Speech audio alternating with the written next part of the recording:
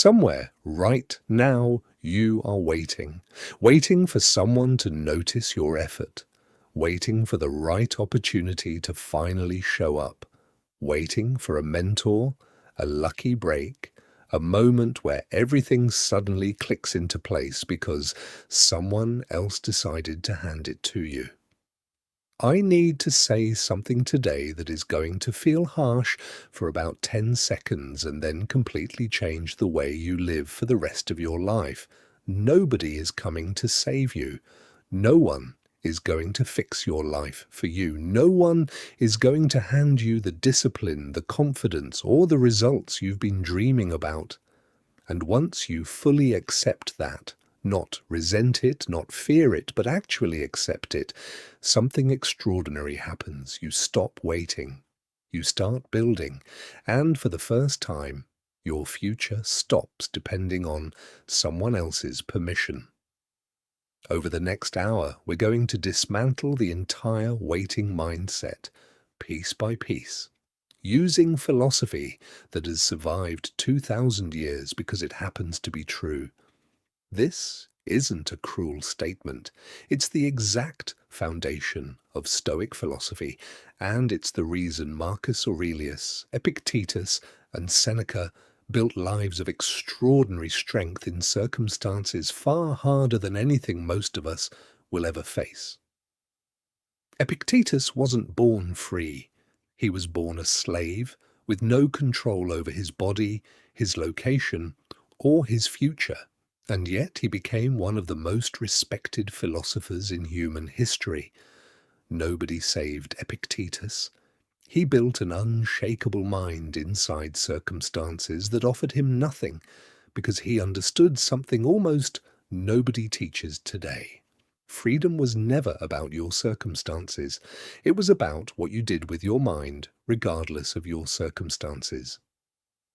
Let's talk about why this waiting for rescue mindset is so common, especially now, especially in America, especially for your generation. You grew up watching stories where the hero gets discovered, the underdog gets the lucky break, the struggling artist meets the mentor who changes everything overnight. Reality television built entire empires on the fantasy of instant discovery. Social media amplified this fantasy into something even more addictive, the idea that a single viral moment could transform your entire life without years of unseen effort behind it. These stories aren't necessarily lies. Rare moments of sudden discovery do happen, but they create a dangerous, quiet expectation in the back of your mind that your breakthrough is supposed to come from outside of you, delivered by someone else's decision to finally see your worth. So people wait for the algorithm to notice them, wait for someone to finally recognize their potential, wait for circumstances to finally align in their favor. And the waiting itself becomes a comfortable form of avoidance, because as long as you're waiting for rescue, you never have to take full responsibility for building the outcome yourself. Waiting feels safer than trying and failing on your own. That safety is an illusion, and it is quietly costing you years of your life. The Stoics taught something called the dichotomy of control, and it is the single most liberating idea in this entire philosophy, possibly in all of philosophy. Some things are within your control, your effort, your choices, your discipline, your character, how you respond to what happens to you. Everything else, other people's opinions, luck, timing, whether anyone notices you, whether the algorithm favors your content, whether the hiring manager picks you over someone else, is outside your control. The moment you stop pouring your hope and energy into things outside your control and pour everything instead into the things that are actually yours to build, an enormous weight lifts off your life.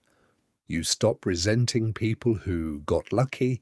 You stop waiting for permission. You start building quietly, consistently, regardless of whether anyone is watching or validating the process.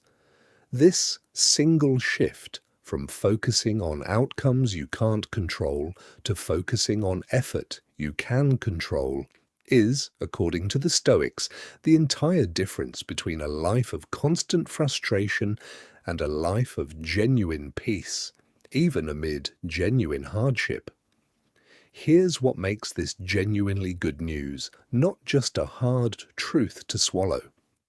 If your success depended on someone else rescuing you, you would have no control over whether it ever happens. That is a terrifying position to live your entire life from, utterly dependent on forces completely outside your influence. But if your success depends entirely on your own effort, discipline, and choices, you have complete control over whether it happens. The version of this that feels harsh on the surface is actually the version that hands you the most power you will ever hold in your entire life. Nobody is coming to save you means nobody can stop you either, except you. Marcus Aurelius ruled an empire and still wrote to himself constantly about self-reliance, because even with all the power in the world at his disposal, he understood that real strength has to be built internally. No external circumstance, no matter how favorable, builds character for you. He wrote that the impediment to action advances action, that what stands in the way becomes the way. He wasn't waiting for the war to end, the betrayal to stop, the grief to pass before he became strong. He built strength directly out of the obstacles themselves because he understood there was no one coming to remove those obstacles for him. This is worth sitting with for a moment. The most powerful man in the entire known world, someone who could have ordered thousands of people to solve almost any problem he faced, still understood that character, discipline, and inner strength could not be delegated to anyone else. If the most powerful man alive couldn't outsource his own growth, what makes any of us think we can? Let's talk about the specific American cultural version of this waiting trap, because it deserves direct attention. There's a particular narrative embedded deeply in modern success culture. The idea of being discovered, going viral, getting put on by someone with more influence or reach. This narrative isn't entirely fictional. Genuine opportunities do sometimes arrive through other people. But when this becomes the primary strategy, waiting to be discovered rather than building consistently regardless of discovery, it creates a generation of extraordinarily talented people sitting on the sidelines of their own lives, refreshing notifications, waiting for permission that may never come, instead of building a body of work so undeniable that recognition becomes almost inevitable as a side effect, not the goal itself. Let's get practical about what self-reliance actually looks like day to day, because this isn't just a mindset, it's a set of daily decisions repeated relentlessly over time. Self-reliance means you stop outsourcing your motivation to other people's validation. You stop needing someone to notice your effort before you consider it worthwhile. You stop waiting for the right moment, the right resources, the right permission before starting. You begin treating your own discipline, not luck or rescue, as the primary variable determining your future. Concretely, this might mean posting the video before you feel ready, starting the business before you have all the funding lined up, applying for the opportunity before you feel fully qualified, having the difficult conversation before you feel completely confident. Waiting for full readiness before acting is often simply waiting for rescue from your own fear, disguised as practical preparation. This doesn't mean rejecting help when it's genuinely offered or pretending you don't need community, mentorship, or support. The Stoics valued friendship and connection deeply. Seneca wrote entire letters about the importance of genuine relationships, describing true friendship as one of life's most valuable assets. Self-reliance isn't isolation. It's the refusal to make your forward progress dependent on help that may never arrive. You build as if no one is coming, and if help does show up along the way, you accept it gratefully. But your plan was never built on the assumption that it would. This distinction matters enormously because self-reliance taken to an extreme, refusing all help out of stubborn pride, is not Stoic wisdom. It's simply a different kind of trap. The goal isn't refusing help. The goal is refusing to need it as a precondition for starting. Let's talk about what happens neurologically and psychologically when you shift from a rescue mindset to a self-reliant mindset, because this shift is measurable, not just philosophical. Psychologists describe something called locus of control, the degree to which a person believes they have control over events affecting their life.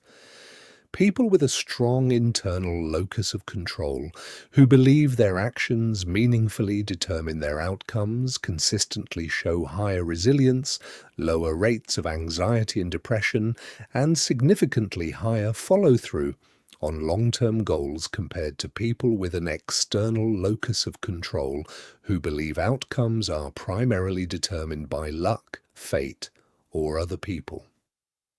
This isn't ancient philosophy alone confirming this idea. Modern psychological research, entirely independent of Stoicism, arrives at almost the exact same conclusion the Stoics reached 2,000 years earlier through pure observation and reasoning. Believing your effort matters, genuinely believing it at a deep level, changes both your behavior and your actual outcomes. Here's a story worth sitting with. Seneca, exiled from Rome, stripped of his position, separated from his family, living in genuine hardship on the island of Corsica for nearly a decade, still wrote some of his most powerful philosophical work during that exact period. Nobody rescued Seneca from exile. He built meaning, discipline, and purpose inside circumstances explicitly designed to break him. When he eventually returned to Rome and rose to significant influence, it wasn't because someone finally decided to save him. It was because the discipline he built alone, in isolation, with no guarantee of ever returning to relevance, prepared him completely for the moment opportunity eventually arrived. This is the pattern that repeats across every Stoic figure worth studying. The strength was built in the waiting period, not delivered as a rescue at the end of it. Now here's the twist that changes everything once you internalize it. The people who seem to have gotten lucky breaks, who seem to have been discovered or saved by the right opportunity, almost always, if you look closely at their actual timeline, spent years building in complete silence before that moment arrived. The opportunity didn't create their skill. Their skill, built alone, without an audience, without guarantee of reward, is what made them ready the moment an opportunity finally appeared. Luck doesn't rescue unprepared people, it reveals prepared ones. The founder who got the lucky investment had built the product for years beforehand, unnoticed. The athlete who got the lucky scout discovery had trained alone in empty gyms for a decade before anyone with influence ever watched them play. The creator who randomly went viral had posted consistently with no audience for months or years before the algorithm finally amplified content that was already good, built during the silent, unrewarded stretch nobody saw. Let's close with a direct, practical challenge.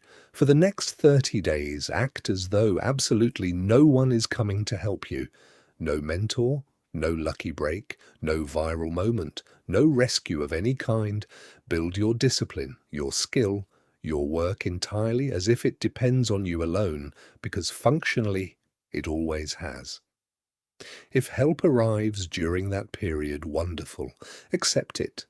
But do not build your plan around its arrival. Track only whether you showed up and did the work each day, regardless of whether anyone noticed, regardless of whether the results appeared immediately. This single shift in operating assumption, more than any external circumstance, is the actual foundation every self-made life you've ever admired was quietly built on. If you've ever been waiting for someone to save you, and you're ready to stop waiting, drop the word self-reliant in the comments below. This is day 3 of our 10-day series, and tomorrow we go deeper into the exact trap that keeps most people stuck, comparing themselves to everyone around them instead of building their own path. Remember this: nobody is coming to save you. Not because the world is cruel, but because you were never meant to be saved. You were meant to build. And the moment you stop waiting for rescue is the exact moment your real life finally begins.